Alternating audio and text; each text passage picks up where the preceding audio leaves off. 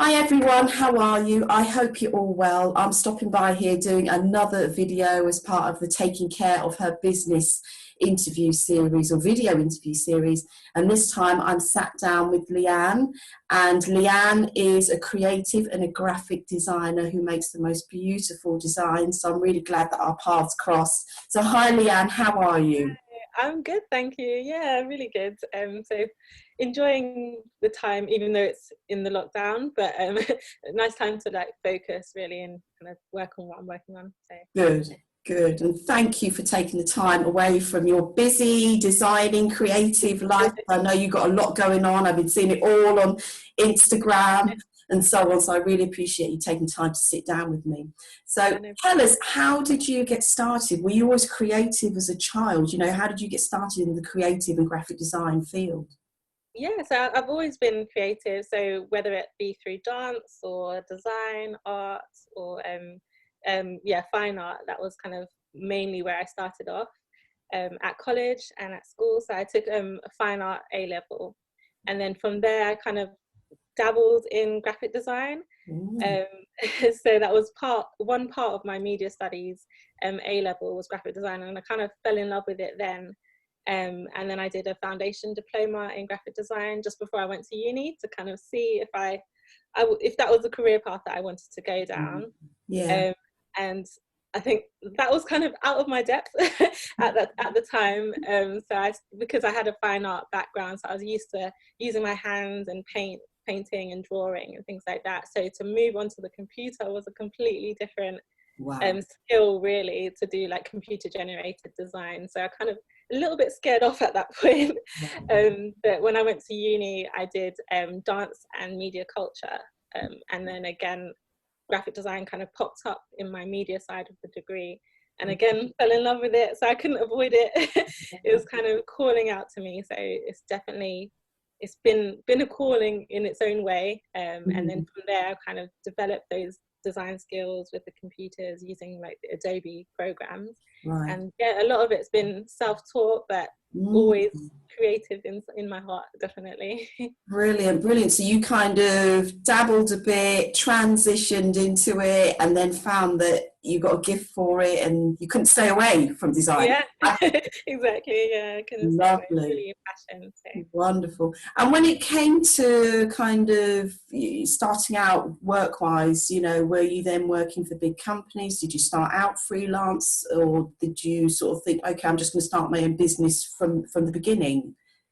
So it was, my hand was a little bit forced. So when I finished uni, it was that whole struggle of being a new graduate, trying to get a job. What can I do? So at the very beginning, it was freelance based. So I was contacting friends and family. Do you want a design? Do you want flyers? Anything like that. So that's pretty much how I started. But that wasn't sustainable at the time in terms of like supporting myself financially. So the goal was to work for a company. So I just sent out my CV, hoped for the best. I knew that I didn't have a full degree in graphic design, but I was hoping that my skills and the examples that I sent them was good enough for them to see potential. And fortunately, a few months in, I was offered an art working position for an advertising agency. So that was the start of my career. And then kind of built up to graphic design. So when it came to, you know, sort of then moving into starting your own business or having that own side hustle where you've been working on your own designs, I mean, have you had a business mentor? Have you taken out a business loans? Or what things did you do to support you in getting there? Or have you just kept working on your own, sort of in your own way? Yeah, it was mostly in my own, really. I've not had any loans or anything like that, or a mentor per se. I'd say in my first job, there was a lot of training on the job. So in a way, that was the way I've kind of got some guidance in the field. But in terms of my own business, yeah, it's all self-funded. So I supplemented the income from my full-time job and used that to grow my own business. Yeah. You're doing what a lot of us Black people are used to. Us Black women know that we take a little bit and we try and turn it into a lot more than we have to. Nice. No, it's fantastic to hear that. And in terms of so tell us, you know, sort of the designs you do, or what type of designs do you do, or products do you design for, and who's your ideal customer? Yeah, so under the name of Leanne Creative, I produce greeting cards and gifts, and all of the gifts, all of the designs feature my own portraits and illustrations that feature Black and Asian men, women, and children. And the theme of the collection is royalty. So it's all about empowerment and representing us as kings, queens, princesses, and princes. So it's for anyone that wants to feel empowered, whether it's on your birthday or just because, or you want to send it off to someone that needs a little bit of a boost. Right. I think it's really important to share gifts and cards that represent the recipient as well. So that's kind of my niche. Yeah, and I think you're right, because for so long, and obviously with all the beautiful work that's out there, but starting to see us on, you know, our Black faces on products and services. I think when you and I first spoke, and I said to you that, you know, even noticing the amount of adverts now that started to put Black people in, you know, showing us that we're doing the shopping or we're buying insurance. It's like we exist all of a sudden. Yeah, we've always been there. We've been out there for a long time.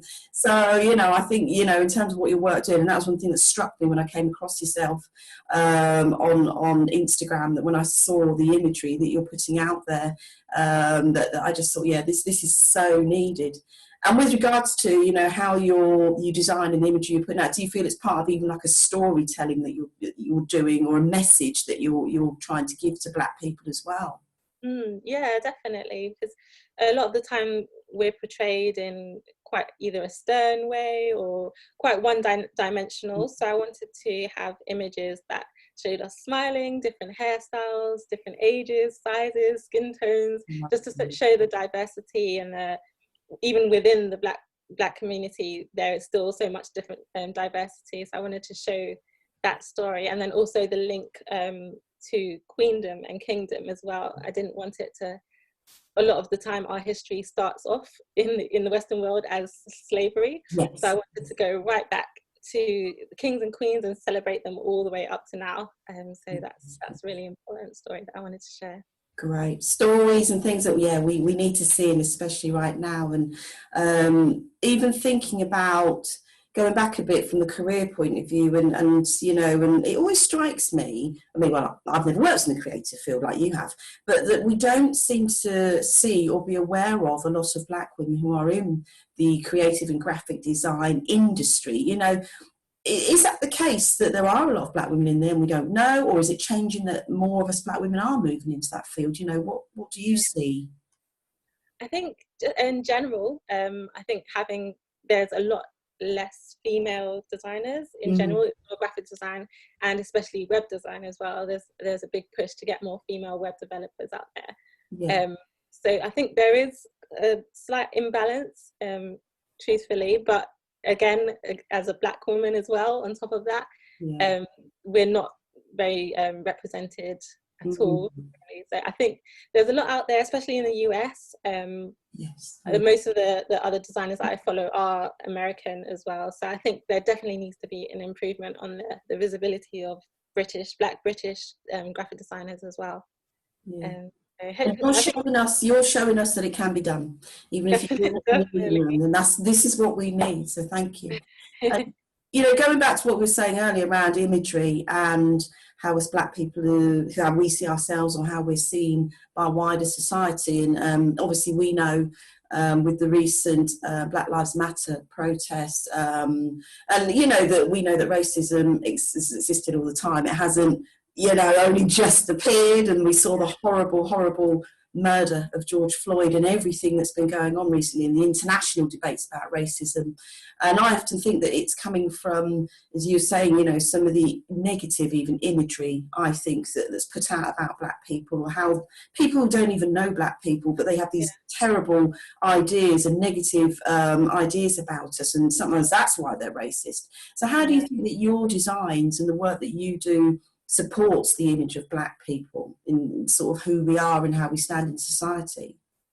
Yeah, I think, as I said before as well, the way we're portrayed is often scary or angry or aggressive in that way. So I think my designs show the beauty and the diversity of Black people, and it's kind of trying to address the balance in the mainstream shops as well. If we're not seen, then people make their own assumptions and they're often wrong.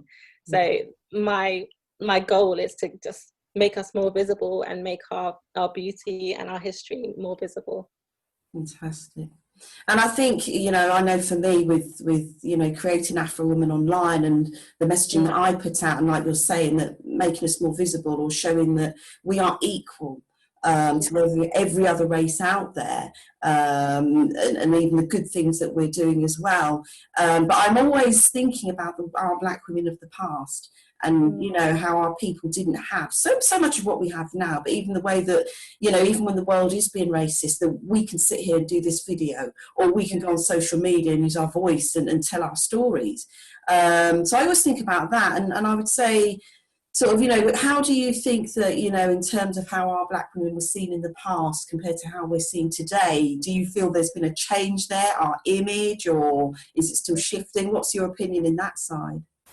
I think has been a definite shift. I think we're louder, we're not afraid to speak our minds, and we're slowly but surely getting our voices heard as well, and trying to be on an equal playing field. I think with the rise of things like hashtag Black Girl Magic and things like that, we are definitely on the right track. I think there's still a long way to go in terms of equality, but I think the more visibility we have, the more people, different opinions and different voices, and people from Black women from different areas as well, not just the Black British experience, but that's very different from the Black American experience as well. So I think, and people from the continent as well. So I think we need to have different viewpoints being shared a lot more.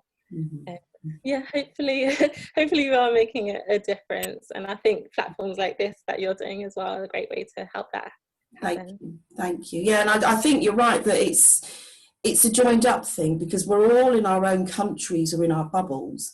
And there are some shifts, some differences, like some of the political, or the way that America's set up politically is different to the UK. So there's things there that aren't exactly the same here, but we do still know we have that shared experience of when you live in black skin, or some of the things that you go through. It doesn't matter where you live, you just know these things are there. And like you said, joining up our voices is such an important thing. And to be honest, I thank God for social media for that, because it's made it so much easier.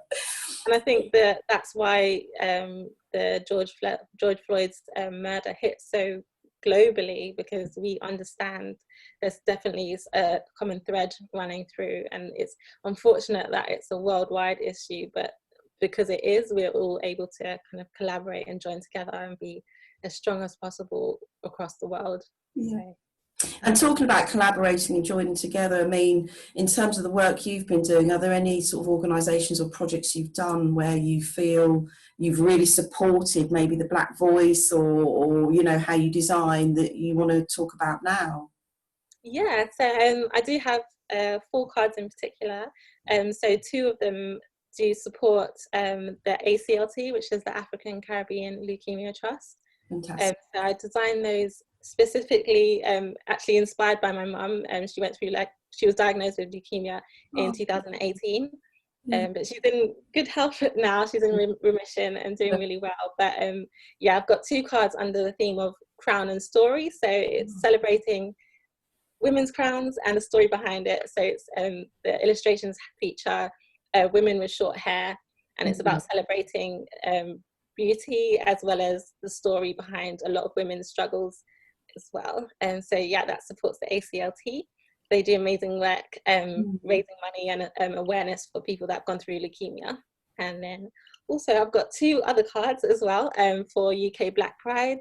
And so money that is £1 from every card that's sold goes towards UK Black Pride charity, and a further 50p to the Stonewall UK charity as well. So that's supporting the LGBTQ community, as well as the Black LGBTQ communities as well. So those 2 charities, I think, really definitely need support and helping people have their voices, and sharing different struggles as well. I think they're very different struggles from Black straight people as well. So I think it's important to share their voice and their charity as well. Great, great.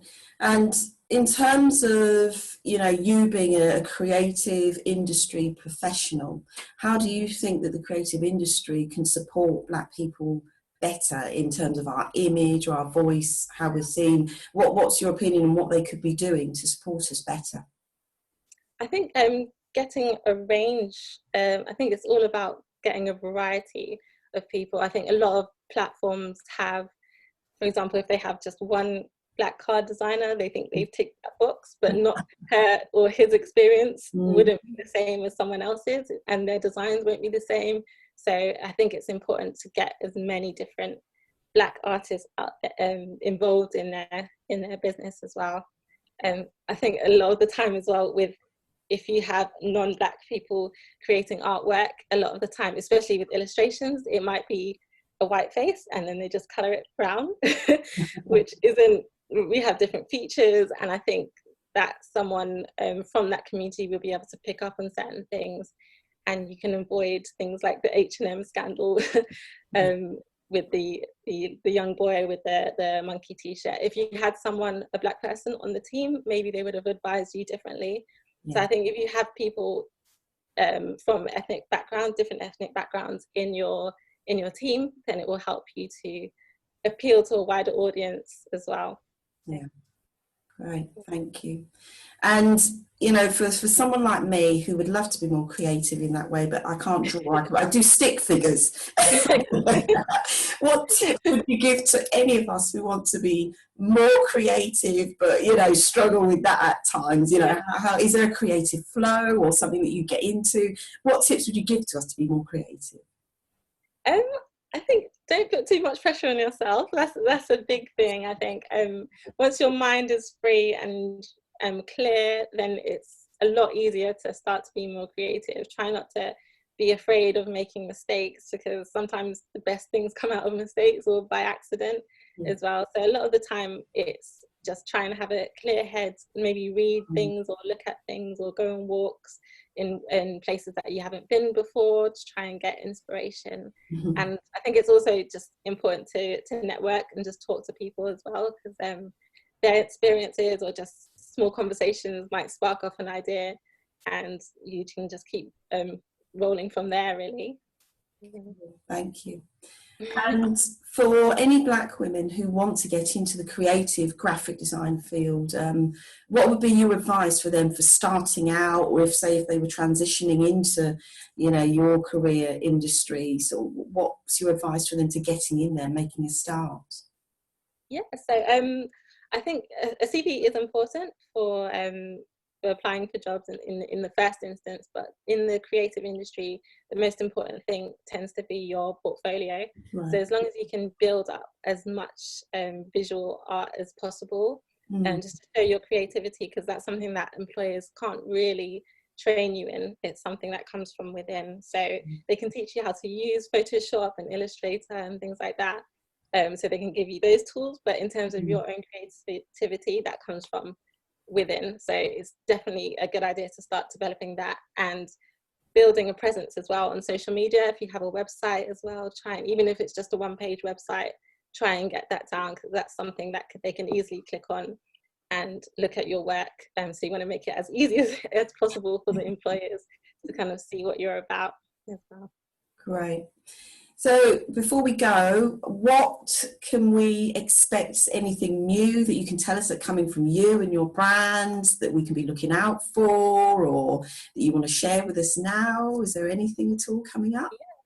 Yeah, sure. So I'm always developing new products as well, so you can keep an eye out on my shop. At the moment, I've got a few more newer products. So I've got some notebooks and some new magnets as well. So on the run up to Christmas as well, I tend to bring out some new products. Yes.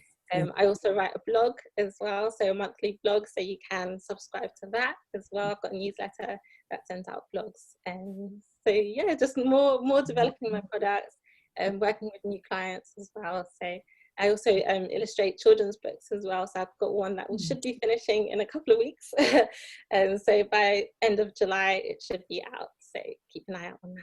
Fantastic. And where can we find you? Which you know, your website address, your social media. So tell us where we can find you and look at your work and so on. Sure. So my portfolio of work is available on leannecreative.com. And if you want to read the blog, that's leannecreative.com/blog. And if you're interested in my products as well, I sell them on Etsy. So that's etsy.com/shop/Leanne Creative. And also under Leanne Creative as well on Instagram, Twitter, Facebook, and you can find me on LinkedIn, Leanne Armstrong. Great, great. You are very easy to track down. I like that. Yeah, search Leanne Creative. Great. So anyone who's got birthday coming up or just want to, even I suppose you do thank you cards as well, do you? Yeah, anything like that? Great, that we can be getting in contact with you, especially when we want to see those images of those beautiful Black people like ourselves on, you know, these cards and notebooks and so on. Then we can get in contact with you and place our orders. And I know you're going to go on and keep creating beautiful stuff, because I really love what you've done so far. And I know we're going to catch up again in the future. So thank you for taking the time. I really appreciate it. No problem. Thank you for having me. Keep sharing with me whatever you're doing, because I want to make sure that I know what's coming out, that I see the latest. Because I've got a big family, I've got sisters and whatever, so I know I can find your cards and everything. Cool, thank you. And all that. But thank you so much for your time. Really appreciate it.